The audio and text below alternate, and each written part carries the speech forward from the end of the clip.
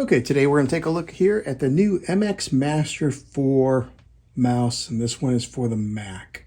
I just got this in the mail today. We're going to go ahead and unbox it. Also, take a look at this. FedEx is the worst. This is the way I received it. Box all bent up and crunched, and there's a big hole in it. All from FedEx. Okay, here it is. All black, black on black. Peel this bad boy off the back, and this is what the bottom side looks like. Here's your on and off button. You can hook this up to look like 3 different devices, it shows on the bottom. The pads on the very bottom, very smooth, so that way it can glide. Like right now, I don't even have it on a mouse pad, and it's gliding real easy on a wood surface. But this was the main reason I got this particular mouse, was for this right here. Ready?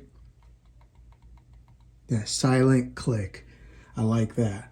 Some of these mouses that you can buy out there, they're real loud. I wanted something that was really subtle and quiet as I'm working on my computer all day long. The other reason is because I am a video editor, and I like that it's got this wheel here, which is very nice for video editing and scrolling through a video timeline. It's got some other buttons here that I normally don't use very often. On the very top here, sometimes you press this button here to kind of wake it up. And the wheel here, you can spin it.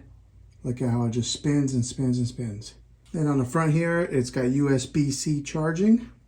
And these things hold their charge for a long time. This is like my 4th MX Master mouse, and that is one thing I did really like about these, is that they charge up and you don't have to charge them for a while.